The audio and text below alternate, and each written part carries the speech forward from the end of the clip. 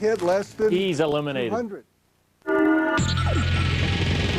Pardon the interruption, but I'm Mike Wilbon. Tony, I finally made it back into the studio, so where are you today? I'm right across from you. You're an idiot. Oh. I'm right here. Why would I look Don't there? you see me? No. I'm right I was looking here. out into the camera to see you in New Orleans or I'm right here. San Diego. Hello, I am here. Isn't New Orleans next? Soyaki, I am here. The bus takes Welcome 2 to weeks. PTI, boys and girls. In today's episode, the White Sox make the playoffs.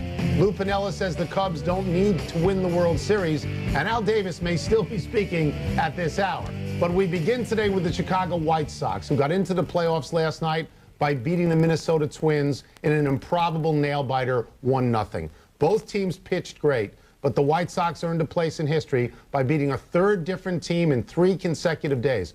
Wilbon, have your Chicago White Sox caught lightning in a bottle? Are they this year's Colorado Rockies? Tony, you know, this team becomes interesting, as you said, because of the way they've gotten in. I know there's that saying that momentum is tomorrow's starting pitcher or today's starting pitcher. Right. It's starting pitching. And everybody you watch on Baseball Tonight says that Tampa has the better starting pitching. But I'm asking you. Well, I'm asking you. I want to see the Chicago team. Danks and Janks. And that sounds great. The White Sox have no pressure. They got a World Series championship from 3 years ago in their pocket, which means lots of these players have done that. The Cubs haven't done it. Tommy was not one of them. And Tommy hit that how ball about that? so far. The only way that could have gone further is if Brad Lidge had pitched it. That's gold. Like he That's pitched gold. it to Pujols. Is that Ruthian? That was Ruthian, was it not? Question. Would you have sent the runner? If you're the Twins coach, would you have sent the runner?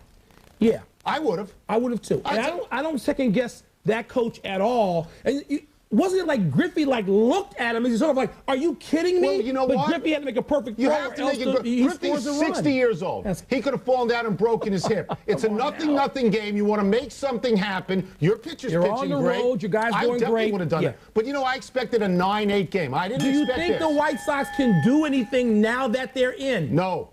Tampa, you got to go right out like everybody else. Everybody. What do I know? Has them going out. Let's wrap this show quickly, Tom, because I got to get home to watch Game 1 of Dodgers-Cubs, a series matching the National League's most storied team with one that's been, well, cursed for 99 years. The Cubbies had such a great regular season that a lot of fans are saying it's championship or bust right now. This prompted Lou Piniella to say, quote, "I hear if we don't win the World Series, it was a lost year." That's a bunch of, I'll stop there, close quote. Right. Tone, you with Sweet Lou on this? No, I'm not. And I think he says that because of his experience in Seattle a few years back when they won 116 games and didn't get to the World Series. They had the most wins in history. I think the Cubs have been the best team in the National League all year, the most complete team all year.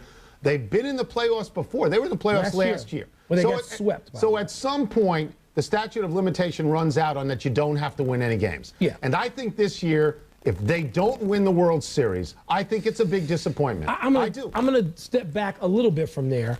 I think if they don't get to the World Series, I don't think the Cubs have to win the World Series after not having been in it in 63 years. When was the last time they won it? 08. So the last time they were in it, 45. Look, as a lifelong Chicago Cubs fan, I would settle for getting to the World Series. And here's what you don't want to see.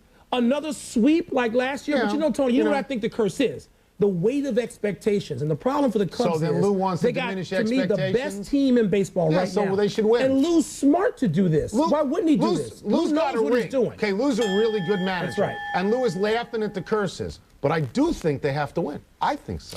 The Boston Red Sox and Los Angeles Angels begin their series tonight. The Angels, who had the most wins in all of baseball, had 8 of them against the Red Sox, losing to Boston only once. But the Red Sox swept the Angels out of the playoffs in both 2004 and 2007. The Red Sox are defending World Series champions, Wilbon. Do they have the Angels' number? I don't know if they have their number. They'd like to be able to call Josh Beckett's number a little earlier in this series, like he's in the game rotation, 1. right? In game 1, you want your guy out there setting the tone for the whole series. Well, didn't the guy pitching game 1 have a no-hitter this year? You want Beckett. You think the Red Sox don't want Beckett pitching game 1? They do. I think Lester, Daisuke, and Beckett form a very nice rotation. And they'd like to change that around, and they would 100 times out of 100. But I know some teams own other teams, Tony. There's no question about that. I just think the Angels, who also have a relatively recent World Series, what was it, 6 years ago? It's not like the Angels are just barren and wandering through the desert. I don't think they have their number. I think that Teixeira helps them a lot. I think Torrey Hunter helps them a lot. I think they're very good. I think and those are new guys, two new guys. So I think they're very good. But Boston, to me, it's like a heavyweight championship fight. Boston's the heavyweight champion right now. So to get me to predict they're going to go out, I got to be convinced that they're going to be knocked out. I've always liked Boston's pitching. I think their reliever is every bit as good as the Angels reliever. I really do. Bond. Yeah, I do. And I like K-Rod. I like Poppy. I like Euclid. I like Veritek. I wish me about the Red Sox. So you discount the regular season totals of 8. Well, you discount that. Because these people have proven they can win in playoffs. So yes, I discount that. None of these baseball series, by the way. I also have an East Coast bias because I think no. Yes, no. Yeah. As I was saying, none of these baseball series figure to be any more combative than Al Davis versus Lane Kiffin. Davis didn't just fire Kiffin. He eviscerated him during a press conference, calling him a liar on more than one occasion. Davis even asked one of his lieutenants immediately afterward, quote, "Did I call him a liar enough?" Close quote. Kiffin, in an interview with Trey Wingo, said he was hurt by the Davis comments and that he felt embarrassed for Davis. Tone, what did you think when you were watching this? Okay, because I have known Al Davis for 1,000 years and admired Al Davis for all that period of time, I was relieved that he was more articulate and more coherent than I feared he would be. He looked because better. We've been told he's been failing health. Right. And he got sort of weepy at one point, or it seemed that he got weepy at one point. Look, I believe Al more than I believe Lane Kiffin because I know one guy a long time and I don't know the other one at all. Do I think it's a mess in Oakland? This is his fifth. The new coach is the fifth coach in less than 6 seasons. And there has to be echoes from the top in this dysfunction circumstance. Yeah. I mean, Al is not blameless in this. But if you're asking me, who do I side with? I guess I'd have to side with Al. The buck has got to stop with the owner. And I too, have known and had a relationship with Al Davis. I understand. Al made the merger happen. You know, Al is a founder of the new NFL. Sort of ancient history. All what you're saying is true. But today, they're a dysfunctional mess. They had all these coaches. Dissolved. The buck has to stop with the guy calling the shots, Tone. I'll tell you what I felt. I just felt like it was awful. I didn't want to watch it. It was ugly. Scary movie. You felt like you were looking at some family's personal stuff, and you wanted to turn away from it, no matter who was at fault. Turn away from the set. Hideous. Turn away from the set. At Media Day in Dallas, Mavericks owner Mark Cuban, your boy, who had fired Avery Johnson as his coach months before, told the assembled press corps that more than 5 Mavericks, either directly or through their agents, said they preferred to be traded rather than play for Johnson again this year. In consequence, Cuban has hired Rick Carlisle to coach his team. Wilbon, what do you make of this public revelation by Cuban? I don't understand why he needed to do it. I mean, I'm sure he was asked and he responded in a very forthright manner because that's what Mark Cuban does. It's and we a career killer. Are you kidding me? No. It's not going to kill Avery Johnson. Who is going to hire him as a head coach? People will hire Avery Johnson. Avery Johnson will get hired after he finishes TV if he wants to leave TV. Do you not think that somebody's going to make a phone call and say, how can this be? I don't think it's going to bother any other owner. Team. No other owner. Tony, what makes you think that's any different than half the teams at the end of the year? You know Larry Brown, your boy, quite well for 100 years. You don't think that half the players didn't want to be traded away from Larry Brown every year? You know what? They may well have, but Larry Brown has a much larger resume than Avery Johnson. Why did Mark Cuban have to do this publicly? I believe I said that. Why? I don't know. It didn't make any sense. Because Mark tends to answer in a very forthright, candid manner when he's asked a question. We know that because we ask him questions on this show. Do you think the Mavericks laid down to get rid of him? No, I don't. I think the Mavericks just ran out of it. Let me just say this, particularly to the Mavericks. If they think that Avery Johnson, who, by the way, is a no-nonsense tough guy, if they think that Rick Carlisle, who I like tremendously and who's been a terrific coach, is going to be a day at the beach, Avery Johnson is not even as tough as Rick Carlisle. Rick Carlisle is a tough, seems like such a nice guy. fellow. And if half the team said, get him out or get me out? I think that could be the case on 20 NBA teams every year. Let's take a break. When we come back, we will get back into the Raider drama with a man who got an up-close look at it 2 weeks ago. And later, T.O. says he's not destabilizing anything, Wilbon. Have you turned with T.O.? You back with T.O.? What was T.O. going to say? Pardon the interruption. Presented by Guinness Draft. Please drink responsibly. And in part by Mazda. Introducing the totally, completely, 100% new Mazda 6. Yeah, Wildcats. Yeah. If they go 6-0, you got to think about coming home. Let's get back into the Al Davis press conference with a man who was there for it, Wilbon's Northwestern buddy, Tim Kawakami of the San Jose Mercury News. Let's start with this. As you see it, what is the truth here? Is Lane Kiffin the liar that Al Davis says he is? I don't think he's that kind of liar. I think there are certainly some things that maybe Lane either regrets saying or he didn't really mean or he just was jabbing at Al to make a point. Is he guilty of that kind of stuff? I think a lot of people are guilty of that in every job. Is he, you know, supposedly going to never get paid because he's insubordinate and is outright flat outlier like Al said? I don't think that's going to stick. If Al gets to say, is Lane Kiffin a liar, that's his, that's his right to say that. But does it help the franchise? I don't think so. Well, let's talk about the franchise for a second, Tim, because Davis says Kiffin, quote, disgraced the organization. I mean, given what the organization's been through lately, is that even possible? No, I don't think so. I think with Lane Kiffin, Al Davis got the exact guy that he hired. He didn't get a surprise because he didn't know. Well, he did get a surprise. He didn't know who he was because nobody he knew would ever take that job.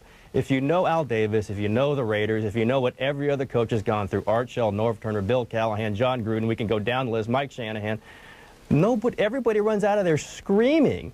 Lane Kiffin decided to make a point. He decided to be a little chippy about it. I kind of respect that.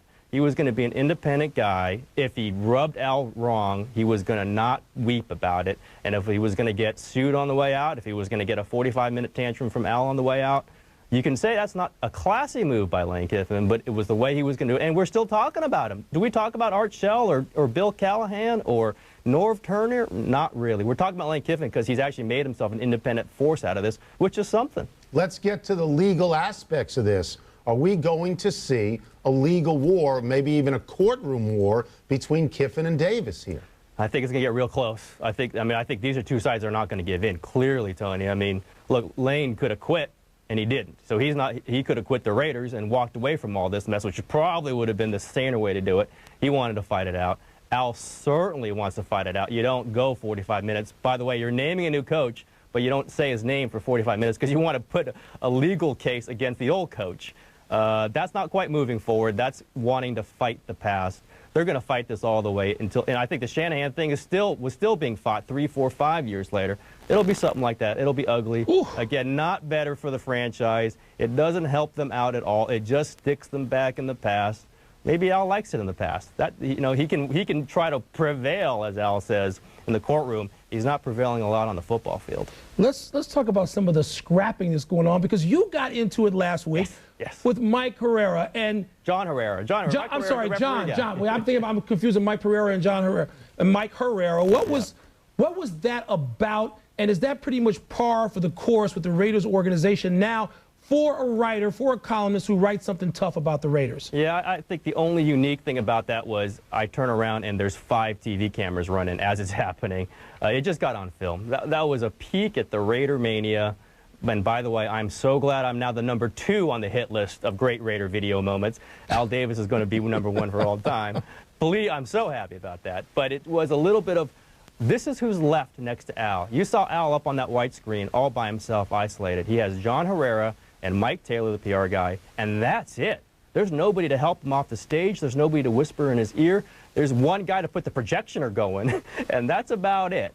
And John Herrera is only there because he's a fanatic. Everyone else there who's any credibility, has any chance to go, Bruce Allen, Mike Lombardi, anyone else you want to name who can work at another organization, is working for another organization or is gone. The people left there are the fanatics, so they have to try to please Al or else they will never work again. John was trying to please Al. And, by the way, this is part of the legal case. If I say, and Lane Kiffin responds, that they put out negative articles about Lane Kiffin when he was head coach, that hurts their insubordination cause because they were being insubordinate to him.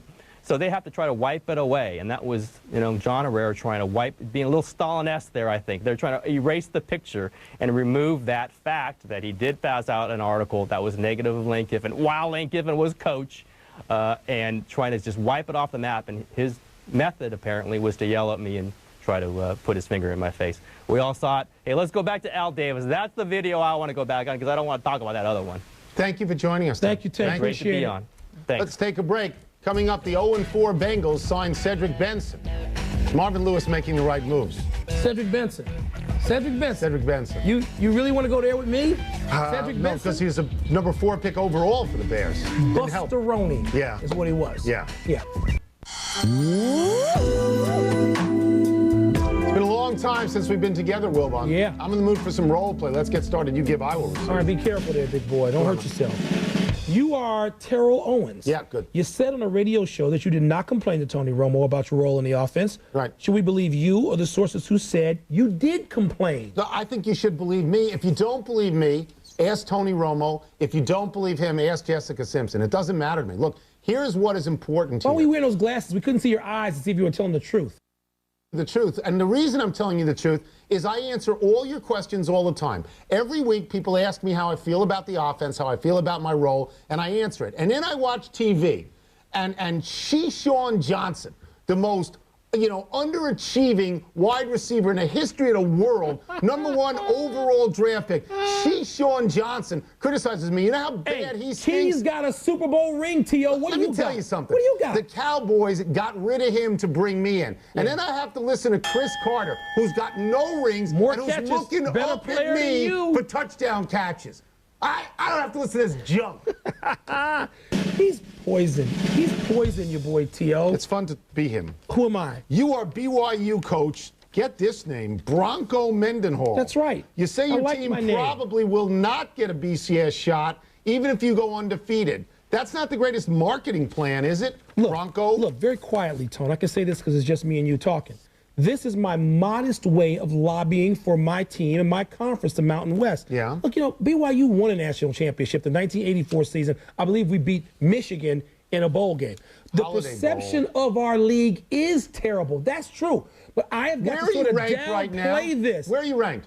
You're ranked in the top 10. Listen. Look, what happened to Hawaii last year, Bronco? Good. What happened to Boise State before that? They have helped pave the way. So I'm trying to solve so you're penalties. lying. I'm not like your boy T.O. I'm not going to come out and pop my You're jersey. like Lane Kiffin. You're lying because you know you're going to be in a BCS bowl game. Say, You're lying. okay, we're better than any of those stinkers in the Big Ten. Yeah. We're better than all of those You don't even teams. look like They're a Bronco. awful. What's a Bronco look like?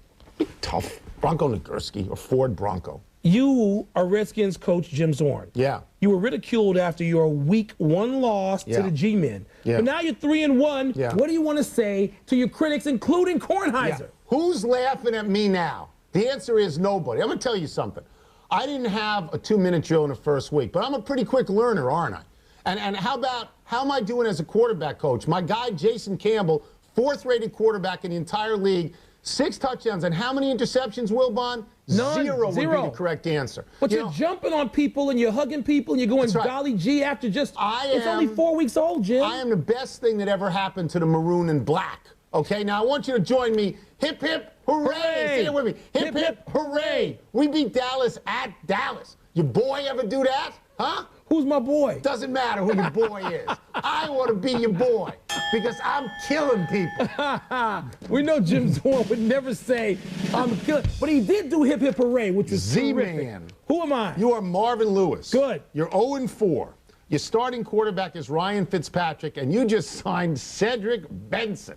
Is your job in jeopardy? How do you know I signed Cedric Benson? What's How under do you your know that? watch? It's under your name. Well, there's a guy, I don't own a team. Do you think Mike Brown's son? Do I think Mike Brown? Didn't I just come out and say? So to quit. I didn't want Chris Henry a few weeks ago. Quit. So quit. There's 32 of these jobs. So mine might be 32nd, but I got one of these jobs, Tony. Did you notice before nobody would hire me? Is your job in jeopardy? Not this year, because as you know, the Browns, they don't fire people. And when I say the Browns, I mean the Brown family. Mike Brown, the Brown family. Mike Brown. They don't pay people off. They don't pay people off. So I'm thought you here, were Vince baby, Lombardi. and we can climb out of this. But And you can't. put the pressure on me by saying I was going to be Lombardi. I thought you'd be I great. had 1-11-5 season. You went crazy. Your team is terrible. But you know Who what do you I get did? this week? Who do you get this week? I get the Cowboys. At This is Cowboy what Land. happens for me getting all those degenerates on this team with no character. That's what right. happens. That's it. Enough role play. Let's take a break, but still to come, another injury for Greg Oden. Not an injury. That's a tease. It's not an injury. It's Yeah. nothing. You think he'll make the whole season? Yeah, I do. Really? I think they're going to be great, too. Portland's going to be great. He's sort of brittle. Welcome back to the PTI program. Okay, Wilbon, how will the Lane Kiffin firing impact Al Davis's legacy with the Raiders? It won't. It won't touch it. Al Davis's legacy is safe. I mean, I don't care if they lose all the rest of their games. with Al Davis under his stewardship, okay, in whatever capacity Al was serving at the time, the Raiders have won 3 Super Bowls, been to 5. They got more Hall of Famers than the Cowboys have, and Al is largely responsible for the NFL AFL merger. Every Raider who goes into the Hall of Fame, who does he ask to give his induction speech? Al Davis. Al Davis. I'm not going to touch Al. Number 1 on his legacy is what you just mentioned. He, more than any other single person, forced the merger, which has led to this colossal league, this money-making machine. He also, and the league doesn't like this part, sued the league successfully to relocate his franchise and beat their brains out in the Supreme Court. Okay, so it was tough to even get into the Hall of Fame, and he got into the Hall of Fame. He also built, before the Cowboys became this thing, he built the most beloved and the most reviled franchise in all of football, to what you have with the Raiders. Now, the last few years have been terrible. The team has dissolved, and Al bears the responsibility of that. But Lane Kiffin, and let me be straight on this, is nobody. He is nothing. In the greater resume of Al Davis, Lane Kiffin is nothing. You know what, Tony? He doesn't even, he's a footnote. And I don't mean to disparage Lane Kiffin. No. By the way, I think that Lane Kiffin had done a job. The offense team better. competitive. The offense a lot So I don't know why with these young players, Al would even get into this with Lane Kiffin. But we're talking about the work that Al Davis put together. This doesn't touch that. He has no impact on his legacy No whatsoever. 1 minute up, we go to the big finish. Let's do it. Brett Favre says his crash course in the Jets offense is over. Do you know that I like Brett Favre? No, you're that man. Yeah, his foot is 100%. You know, I like Yao. Yeah. You believe him? I believe it today. In December, I may not believe it. Greg Oden tweaked his ankle at yesterday's practice. Cause for concern. The NBA, everybody tweaks his ankle. No, that would not be cause for concern. Greg Oden. Jim Leland says he's disappointed he didn't get a contract extension. Your thoughts? The way they played this year, I think it's reasonable not to have given him an extension. They were pretty bad. Yeah, People thought they might win. You did. Gymnastics officials have ruled that the Chinese Olympic gymnasts were not underage. Does that settle it for you? I don't care if they produced birth certificates for every little child. They were 12 and 13 years old. No. Yankees gave G and Brian Cashman a 3-year extension. Is that a good decision? Well, he wins 90-plus every year, and you can't make the playoffs every year. Tory went, but this guy stayed. Last one, your girl, Kim Kardashian. Booted off Dancing with the Stars. You're sad, aren't you? She's beautiful to look at. She's beautiful. Can she dance? No, she had to go. Really? She stinks as a dance? Sap stays, she Out goes. of time. Trying to do better the next time. I'm Tony Kornheiser. I'm Mike Wilbon. Same time tomorrow, knuckleheads. Check out the PTI podcast on iTunes. Let's go back to Bristol. Look, we're together. It's not trick photography.